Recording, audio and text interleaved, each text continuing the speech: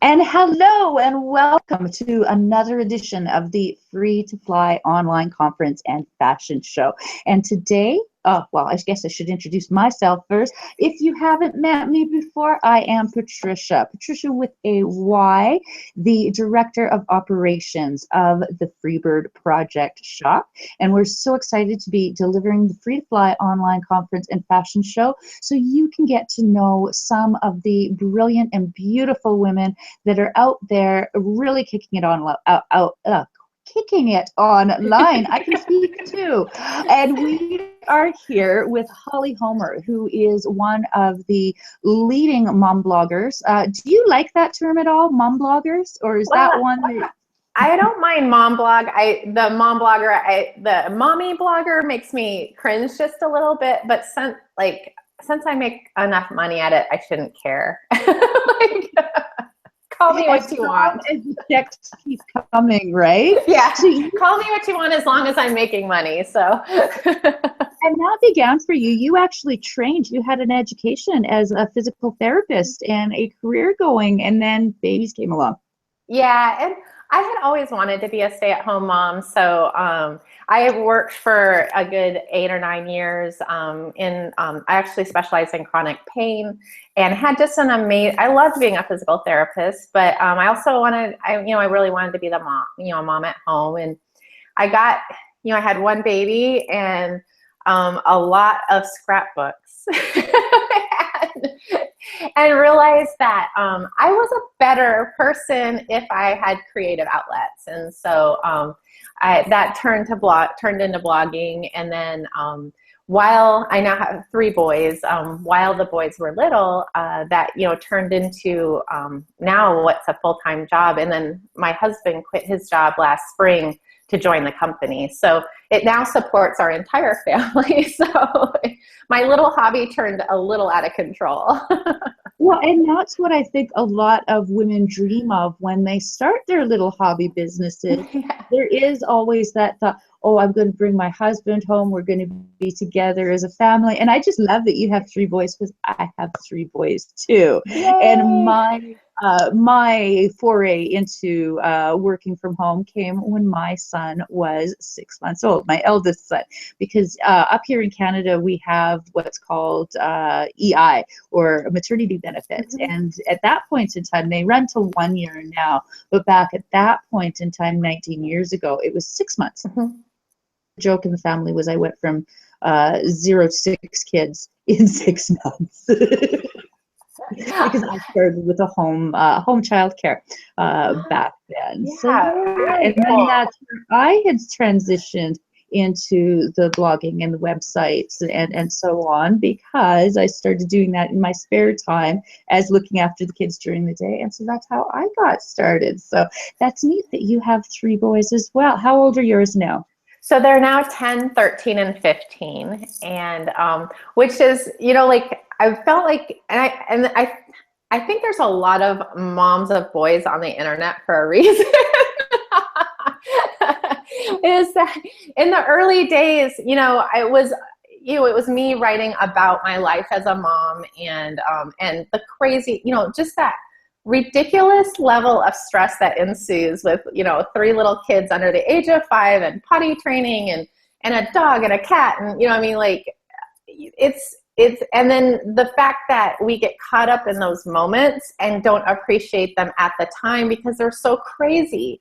And what blogging allowed me to do is kind of look at those, step back in that really nutty moment and think, how am I going to tell this story and how am I going to tell it with a silver lining? Which really changed my perspective on even being a mom, which that is such kind of the double blessing of blogging has been for me. Oh, that is awesome.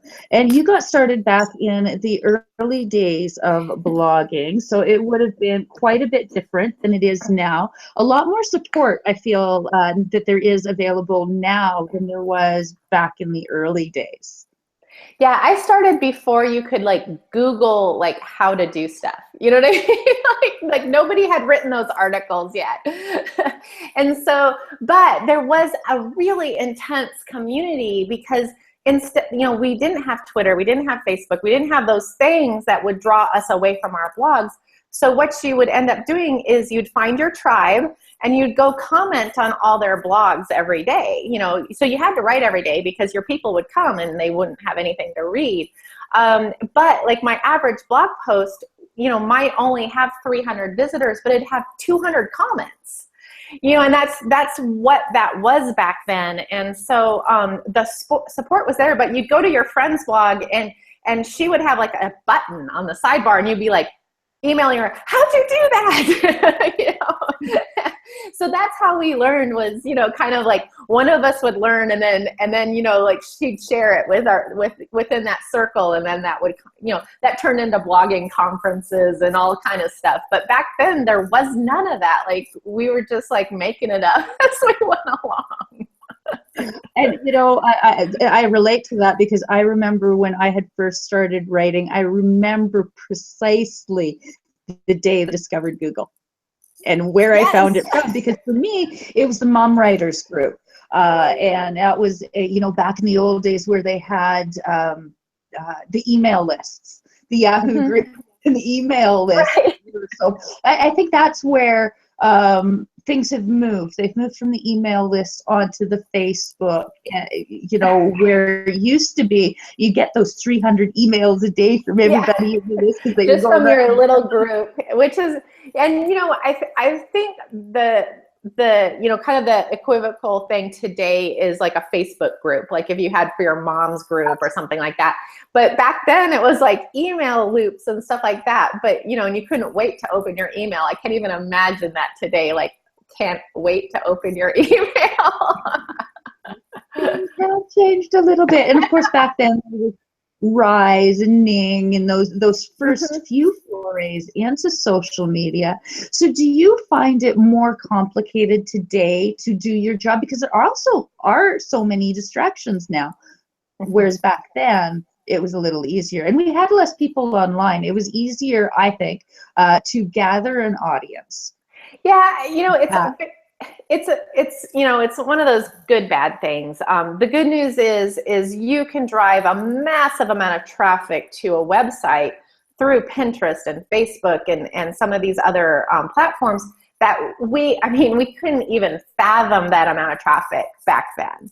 But I don't know how many more core readers we have. Like those people, those 150 people that dropped a comment on my blog every day, those were like really invested people. In fact, many of them are still among my closest friends that I still talk to today.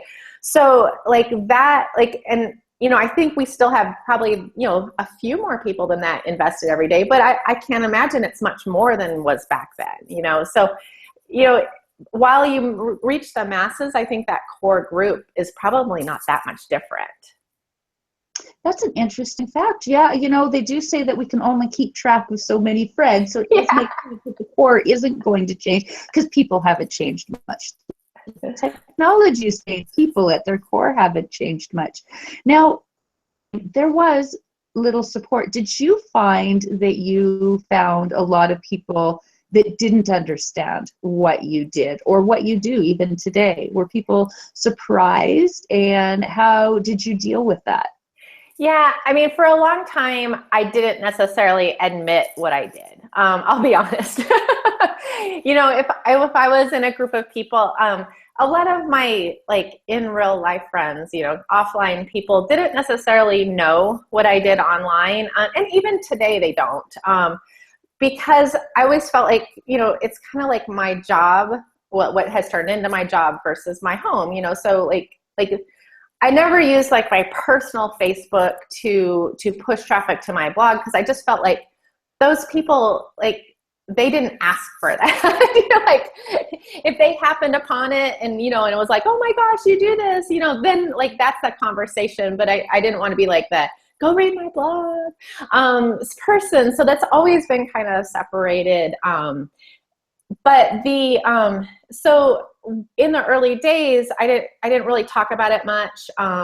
And then once I started making money from it, people would ask me what I did, and I'd say I run a website. because that seemed to be more legitimate and I didn't have to explain it. But now there is no more joy in sitting down like in a plane, especially if it's like you got upgraded to first class and so somebody sits next to you and says, "Oh, what do you do for a living?" And I say, "I blog." It blows. I mean, they're like, "You can do that?" You know, like, you can, and I'm here to tell you, you can. And so, like, kind of my perspective has changed on that, and I think the perspective of the outside world understanding what it is a little bit more, and then realizing the freedom. And it's not a dirty word. It's actually, I have control over everything I do because I run this site. And that's really, really kind of the heart of what I love about blogging. Absolutely. And so what's the word? What monetization, now you probably have several ways of monetizing your blog. What are you currently using as your streams of income?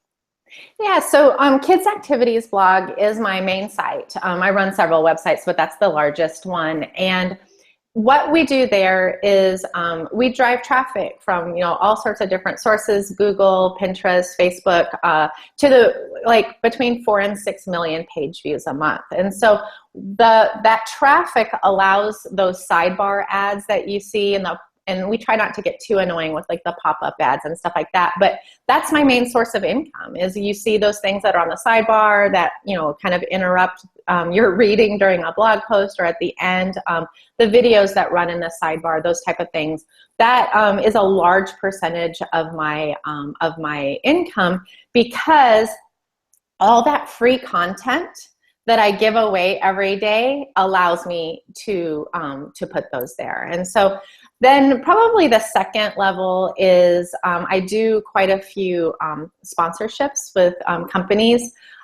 We choose those very, very carefully, but I'm really lucky because in general, Kids Activities blog is read by moms with small kids, and they're the decision makers in their household. They're the ones that are driving purchases and decisions, and so many of the things that I would talk about, or I use in my own home, or I love, I can talk about from a sponsorship perspective, because it's something that we would be talking about anyway.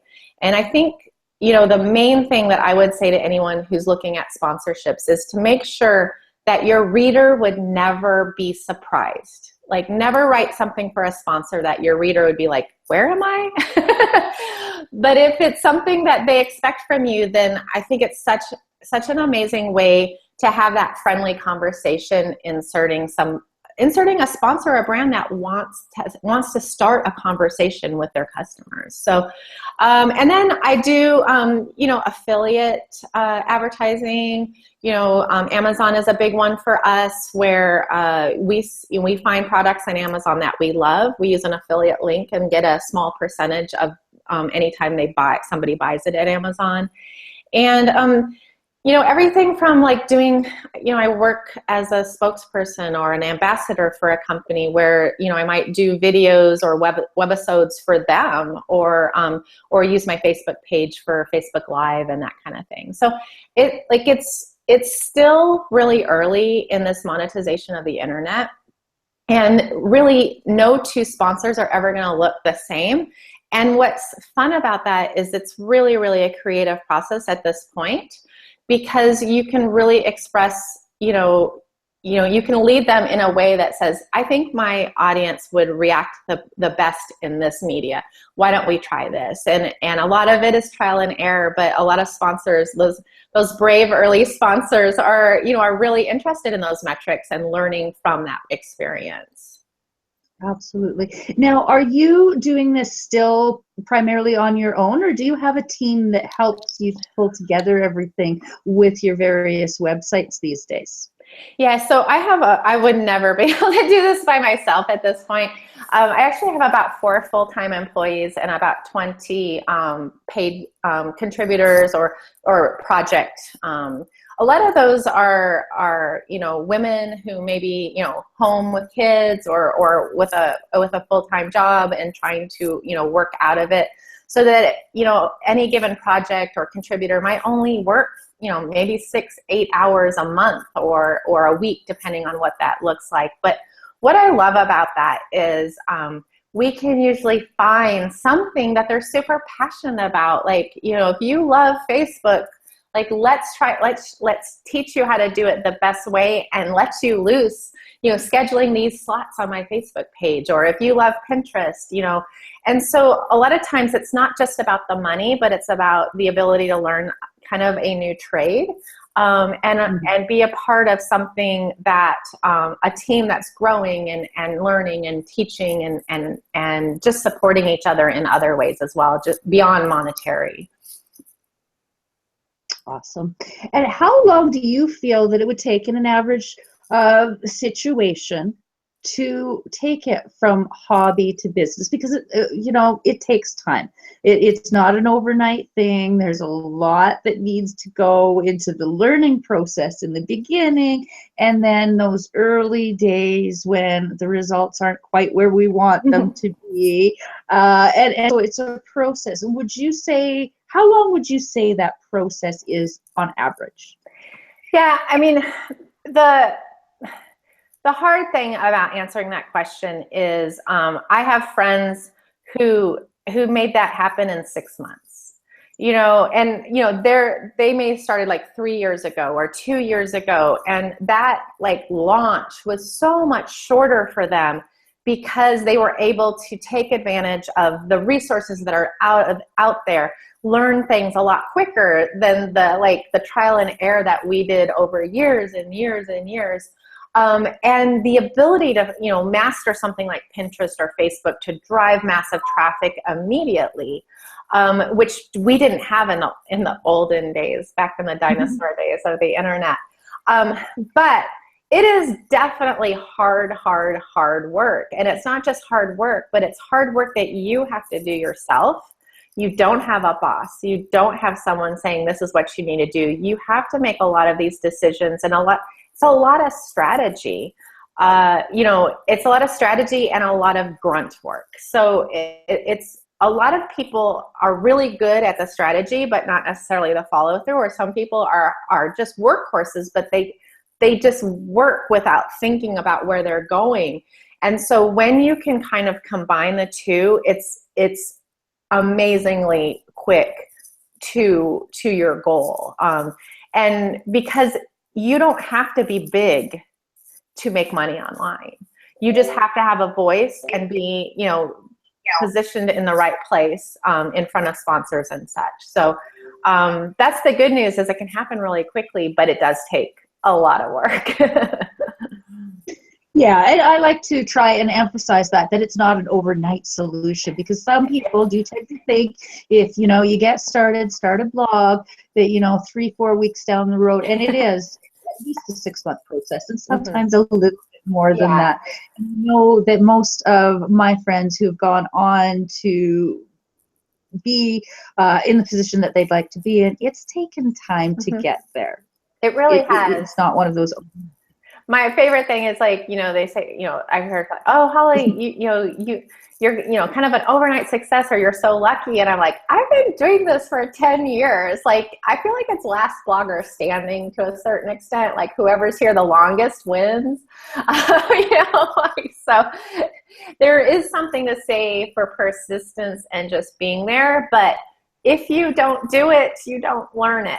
So that's what I would say is, you know, how do you start a blog? You go right now and you set up a free blog account and you write your first blog post and publish it tonight. That's how you start a blog. Because you're not a blogger if you're not writing. And I don't care if the first 100 posts suck. Mine did. Probably in the 200 or 300 did. But that process of doing and persisting and learning is going to teach you way more than anything else could. Absolutely. That little bit of action that we've been talking about through the whole conference, that little bit of action that you need to take, it applies here too.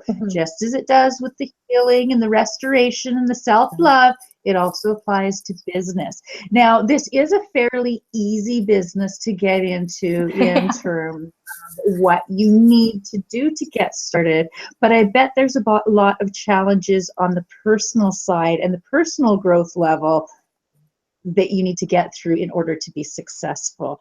Can you share some of those thoughts and things that you might have gone through and that you see your clients, because you now coach clients on how to become a blogger and how to turn their hobbies into a business.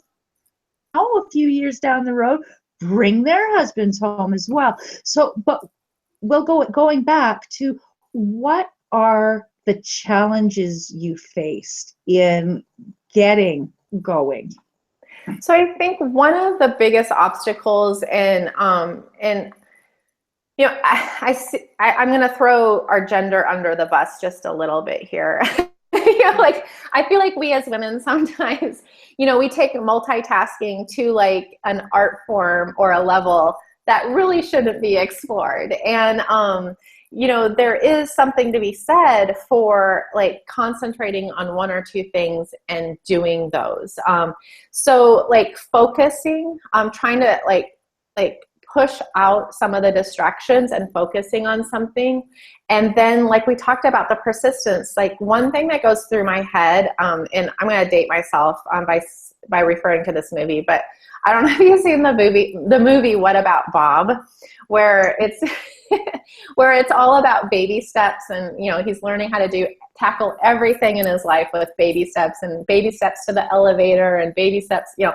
And that, like, that line goes through my head, I'd say 10 times a day, is like when I start getting that overwhelmed feeling, it's like baby steps to the elevator. like put one foot down, you know, answer one email or tweet one thing or write 10 words on that paper or answer that email. Like, do just whatever is going to keep that momentum going, even if it's like at caterpillar speed. Momentum builds. And so that you know, trudging through with everything. And then the other thing that I see as one of the biggest, and I do blog, but I also do a lot of live video.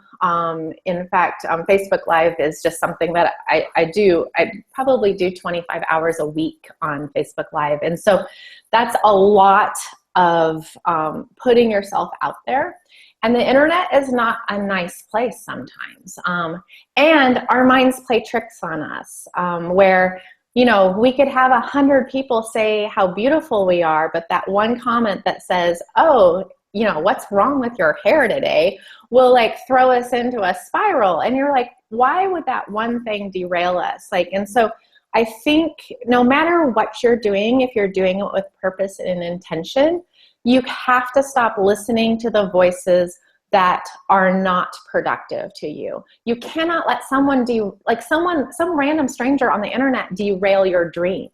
And so you have to figure out a way to detach yourself from those negative voices and support yourself with people that will call you up and celebrate your successes as much as if they were their own. And that's an excellent, and again, it goes with the theme that we've been hearing over and over through the Free to Fly online conference and fashion show, is that support is so essential. Whether it is coming out of a bad relationship or building your business, you need to have that right support. And as Diana said yesterday, the people who love you, and she had such a, these are the people that listen, understand, and validate you. Don't you just love that? I just love that. I absolutely love that. In fact, one of my just closest friends and mentors, Lori Turk, who writes Tip Junkie, she said something so smart to me. I'm so glad she said it to me years and years ago. And she just said, you have to surround yourself with people who celebrate your successes. And she said, you know, you can tell a true friend by if you picked up the phone and told them that you won a job that they were up against and they lost it, that they would be as excited for you as you are. And that's true. We are like that with each other. Like, you know, bloggers are often, you know, up for similar things, but I know whether she gets it or I get it, that is going to be a job well done, and that it's going to lift us both up for the next one. And so there's so many times that you put yourself in a position where you expect support from somebody and it doesn't come. And you need to not take that personally. You need to realize that's not that level of friend that you were expecting. And, and then make sure that you're going to the people who are supporting and loving you, because it's so, so important that you don't let those negative thoughts, people talk you out of what you're doing, because you're on a mission to make your life better. Absolutely. Now, you spoke about a mentor. Are you a member of a lot of mentorship and mastermind groups, or is that something that you developed later on? Yeah. So in the early days, we were, kind of that like almost tribe, where, helping each other out. You kind of be attracted by people who are maybe in the same niche, or, had the same kind of, and I think it's always about almost not necessarily what they write about, but the philosophy behind that, the writing. If you're writing beautiful, uplifting, happy things, I want to be in your presence, and I can promote whatever you're doing. And so that over the years has kind of brought me to a really close-knit group of about 5 women that all run sites about the same size as mine. And that's, that's one place where you can go. That's the one place on the internet I can go and vent, or, you know what I mean? Because like they understand, and it's not like, I feel like in some other circles it would be taken in a different way, but you're in a safe place in that. And then I have had, there's several people that I don't know that we would call like official, like mentor, but like they're the people that I can pick up the phone and say, help, what would you do here? Walk me through this. And what's really cool about that is being around for so long and being around those same people is that phone call might be from them to me one day and from me to them the next day. And that's when that I think is just a really, really good situation. But if you're early in the game, finding a place where you can get that higher level perspective, and because you can get so lost in the weeds, you could literally work 24 hours a day, 7 days a week, 365 days, and not even scratch the surface of what you could do. And so if you can find a way to get some perspective on that and target that energy, because you may only be able to spend 15 minutes today. So instead of fretting about it, let's get down to business and get 15 minutes of really good, productive work put in. Speaking of productive work, you started this when the kids were little, and I know what it was like when the kids were little. How many hours per day were you doing back then? Was it something like 2, or were you trying to fit it all in around their schedules? Yeah. So, and this is also something that, especially if you're, if you have a job, or even if that job's at home, or you're raising children, like your season is very different than what it will be in a few years. And so early on when I started my blog, I was spending, 2, maybe 3 hours a day on it around nap times and after bedtime. And my kids went to bed obscenely early because that's just how I roll. But so I have that time, but it wasn't just at that time. It was a hobby. It was my support system. It wasn't necessarily my job. And so it looked a lot different. So, putting 2.5 hours in with my friends, was a lot different than, maybe a 60-hour week that I would put in now, because of, but my kids are also 10, 13, and 15. So instead of scooping them up and putting them in a pack and play, or needing to take them to the park, I can say, go upstairs or go outside, go entertain yourself. Where do I need to take you? So, it's a very different situation. And if you are not in my season, like, you know, if you have small children in your life right now, or if you have a full-time job, you physically and emotionally cannot put the hours in I do right now. That's just not possible. And so, you know, accepting where you are and then laying out a plan to, you know, to change that over time. And like, one of the beautiful things about blogging is, even when the kids were little and kind of in those in-between ages when the blogs were kind of blowing up, is that so much of what we did was just, let's go to the zoo. I'm going to take pictures while we're at the zoo. You know, guess what my blog post is about today? The zoo, you know. So, and I homeschool. So a lot of those lessons, those especially the early lessons, are things that while they were doing it, I was taking pictures, and then later that day or that evening after they went to bed, I'd write about it. So there's ways to work around that. Now, you know, the kids are always going to be, like, mine have always been bloggers kids. So they're like, oh, mom, every time the camera comes out. But they also got all the Nintendo games early. So, like, you know, come on. There's a little give and take there. And they also have their dad home now, you know. So there's good things, and then there's always drawbacks. And your kids are always going to think you're horrible no matter what you do. Or that you're awesome no matter what you do. Yeah. Because I have noticed that the children of people that tend to have a little bit of an entrepreneurial spirit themselves. Have any of your children gone in the direction of, hey, Mom, I want to start a blog too?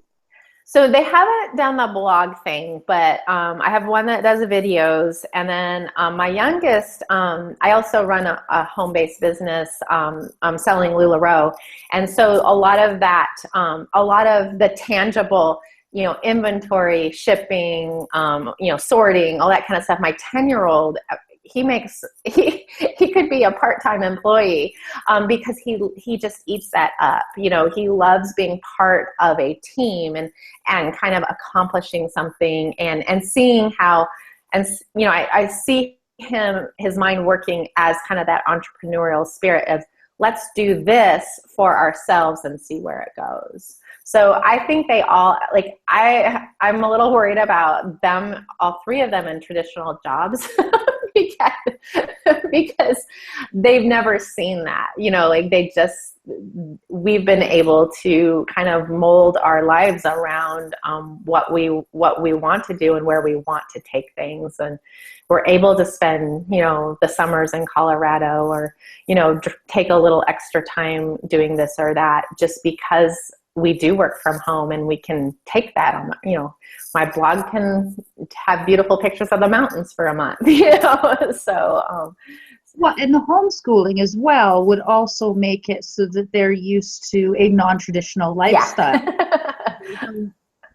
And that is one that's really fascinating, because I know that Carol's our founder, and she is a homeschooler and has homeschooled I believe all 5 of her girls through that. So it is wonderful to hear of another homeschooling blogging family, because that is, of course, one of those things that we like to encourage at the Freebird Project, simply because a woman has an income that she can make from home. She doesn't have to make as many of the sacrifices that a day-to-day job often entails.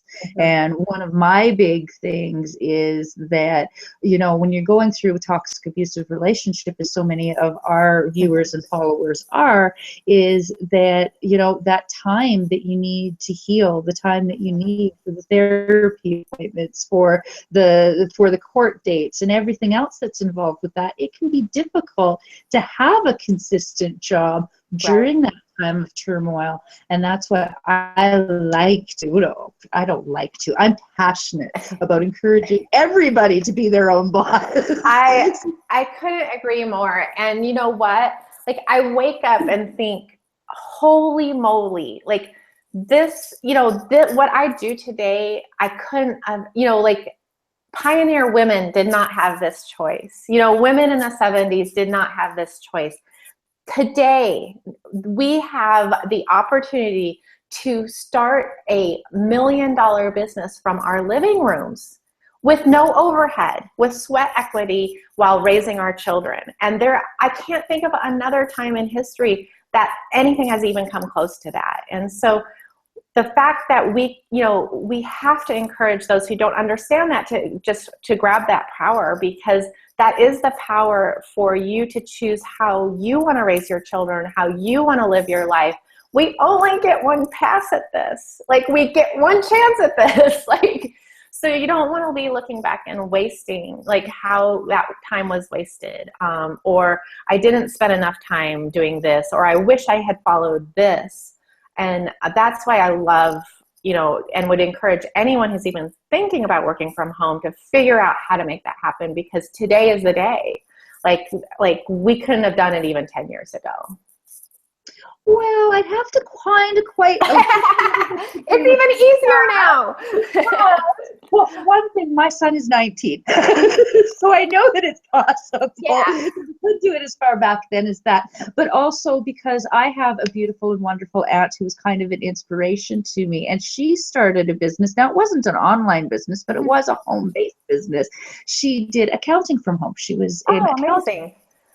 From home, and so she did that after her second, or was it her third? I forget which one it was, but I know that she started a home-based business, and it actually grew big enough that she actually has an office outside the home now, so many years later.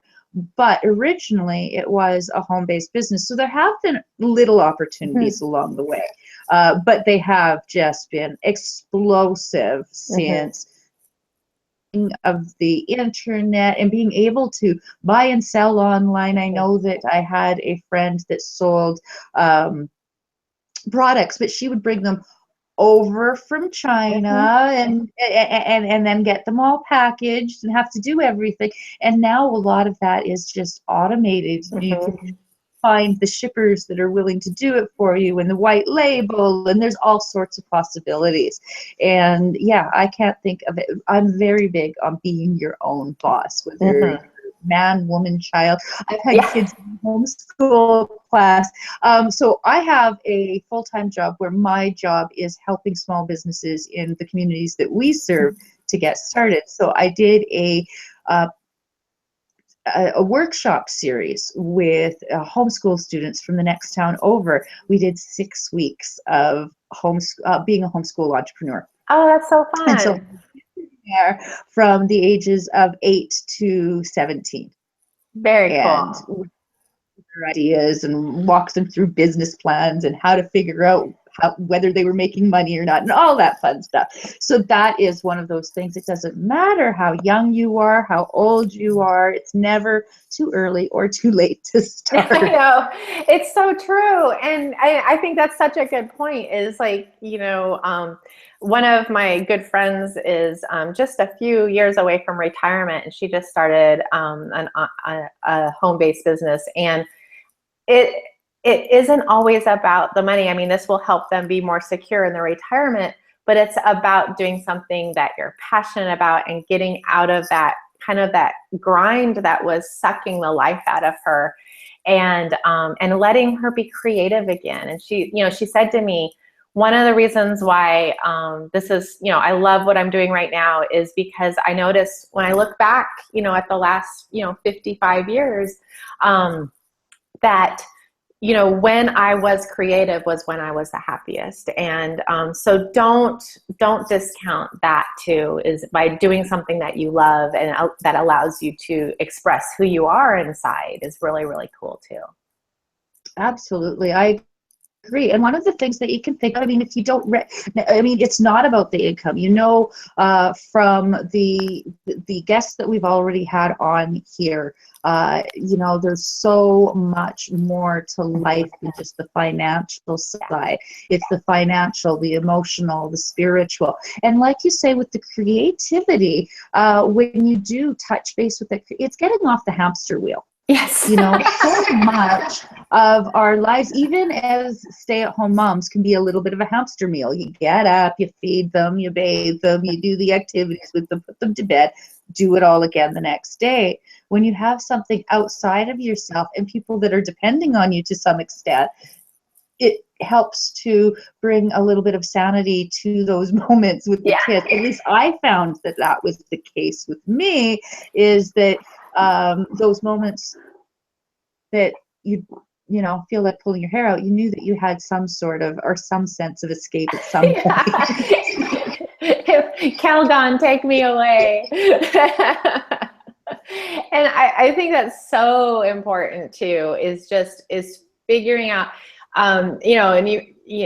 just when, like a few years ago, I of course read the book, the 4-Hour Work Week, and the kind of what went through my head was, why in the heck would someone only want to work 4 hours a week?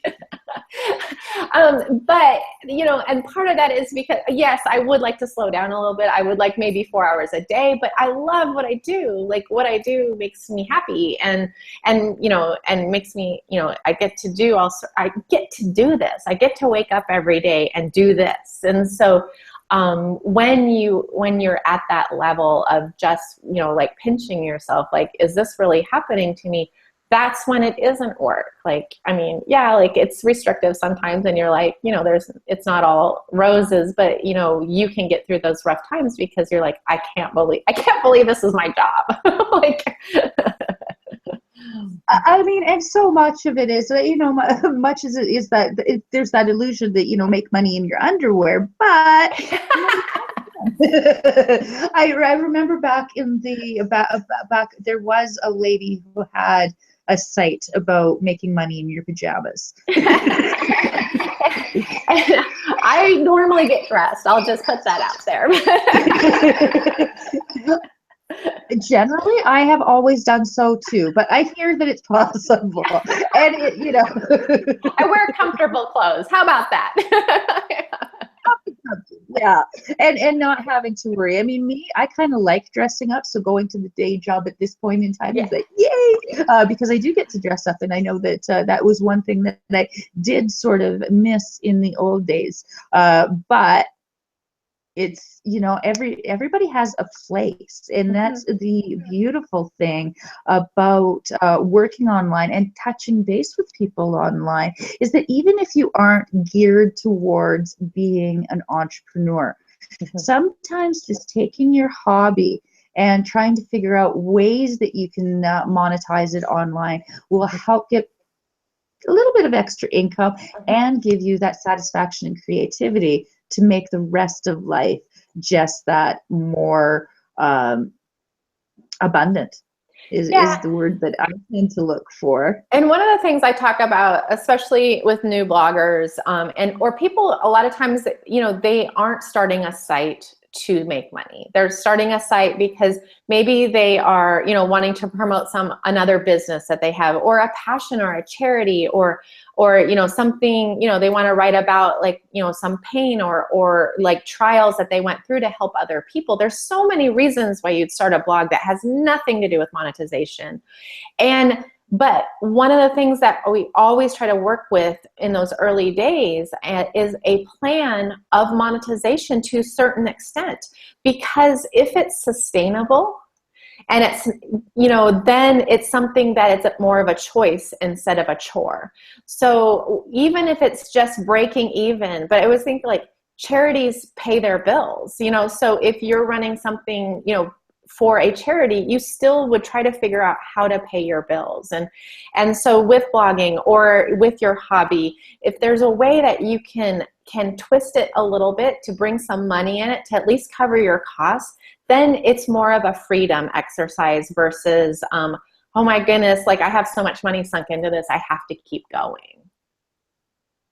Yeah, and there could be a thousand reasons for, like you said, 1,000 reasons that you want to start a blog. I know that a lot of bloggers just started because they had that idea that they wanted to share with others, or they wanted to just have an outlet so that they could onto paper without keeping them to themselves, because the journaling wasn't doing it for them, so they want to just share their thought. So there's lots of ways that you can end up being a blogger. I know, the accidental bloggers. And one of the things about that though too is that one of the things that I've been learning about is that that exchange of energy. When you put all of that work into it and you put it out there and you don't charge for it, it can start to become a drain and lead you towards depression rather than joy. So that's another reason why it's important to look at the monetization part of it, even if that's not the most important part of it. And you're not selling out. If you're not selling out or putting people on the defense, if you are creating a situation where you can grow your blog and bless more people. I mean, because it is sustainable or because it's bringing in, money to help you do that. And thankfully, like in the early days of blogging, that was a big deal. Like people were like, oh, she sold out. There's a sidebar ad, I think we've gotten over that based on the number of pop-ups I ran across today. But don't be afraid of that. Like, if your heart's in the right place and your intentions are to grow this, to reach more people, you need to think about these things. You need to plan for that because you cannot just let it suck everything out of, your family resources and that kind of thing. Absolutely. There is a balance, and you'll find that balance when you reach out and start to do, as she said earlier, it doesn't happen that you become a blogger without writing the words. You actually have to type a little bit. These days you can go the vlogging route. Yes. If you're not a writer, there is always the vlogging route. It's a really good route. It's, there's lots of different ways to communicate your ideas and to take what you know and what you want to share to the rest of the world. And you've got a couple of programs that help with that. Yeah, so I run a site called hollyhomer.com, which is a lot of this work from home, kind of how-to blogging, social media, the different pieces that a lot of people who are in home-based businesses or working for themselves need to, kind of know. And part of that is I mentioned my mentor, Lori Turk. She and I got together this summer and created a how to blog e-course, which is all video tutorials. In fact, because we're moms, and she has 3 boys too. So because we're moms of boys, I think there ended up to be like 38 videos in that series, but they're very short. They're like a minute and a half to maybe 5 minutes, because you know how it is. You get started on something and then all of a sudden, Mom! So it's very it's choppy, but in a good way for busy people, both videos and text, so that you can read it if you get interrupted. But and it's called Quick Start Your Dream Blog. And what I love about it is that it really works you through, if you've never even, if you turn on your computer, and that's about the extent of your internet experience, all the way through, getting a really established, organized blog that can set you up to make money. And then if you already have a blog that's just not kind of your dream, you have something that you're just not proud of, then you would skip over those first two segments and just jump into the third one and just go, and we'll show you how to kind of work that into something that you're passionate about, and that can get you moving over that kind of hump that has kept you stopped. And so that's Quick Start Your Dream Blog, and all that information is on hollyhomer.com. Awesome. Thanks so much for sharing today, Holly. It's awesome so fun to meet a blogger with 3 boys. I just love that. Yeah, we got a trifecta. Yeah, exactly. And thank you so much for sharing your platform here today with me. It's just, it's so cool. I just love the internet. So do I. And we've just been loving the Free to Fly online conference and fashion show. It's been an amazing 5 weeks. We've got one more week left to go, and it has been an amazing time. What I've really appreciated about the experience, as we've met all these beautiful women of different types and with different topics, we've had a belly dancer, and because that was all about getting in touch with your sensual side, and she did a dance, and yesterday they did a guided meditation. And walked through that. When the new moon came along, we had Sandara did a new moon reading and did the card drawing. So it's been a very interesting experience. Some of the things that we have gotten from it, and this is going to, as we start winding down and start getting those thoughts together, it has been about support. Mm-hmm. No matter what it's been about, it's been making sure that you have that support that is so important in our lives. And I think that we're growing to a point now that women are beginning to really understand how important those social connections are to our health and to maintaining and you know, to have that. And we've been talking about a lot about self-love and self-care, because too many of us end up so either into our businesses or into our kids or into both, that we're not spending time on ourselves. And you know, and you know, and it's okay.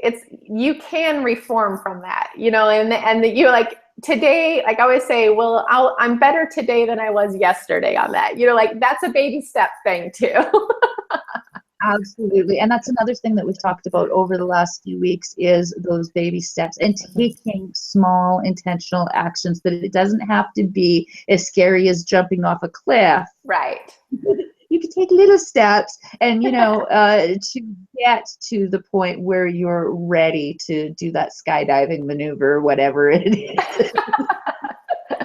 Because it's like that. It is just those little things. And we've heard it again from you. Take action. You can't be a blogger if you're not writing or recording. Or and for that help. Look for that help, because it is there. It is available. It was available back in the dark ages. It is more than available now. It's way more available now. And that can be overwhelming. So, you know, one of the best things to do is to choose your guidance wisely in the beginning, so that you can cut out some of that noise. Absolutely. And that is, again, looking for the right resources. And definitely check out Holly's website if you are interested in blogging, because how can you miss with a step-by-step program like that? And that's fun, because we're fun girls. And fun, I mean, that's another thing. Laughter, hello, we have to laugh. It is a life essential, especially in managing a business, because as much as we talked about the wonderful things about business today, we know that it is not all peaches and cream, and every rose has its thorns. So there are going to be tough days, but if you get the right support and you have the right attitude, it's not going to be nearly as hard as you would imagine. No. So we'll wrap it up for today. Thank you so much. Thank you for joining us. Now be sure to check out the freebirdprojectshop.com, and do make sure that you are in on our next episodes. And remember, on the 25th of November, the final day of the online conference and fashion show, we will reveal our brand new name. So be sure to join us on the 25th for that. And in the meantime and in between time, take care of yourself and take care. Bye. Bye.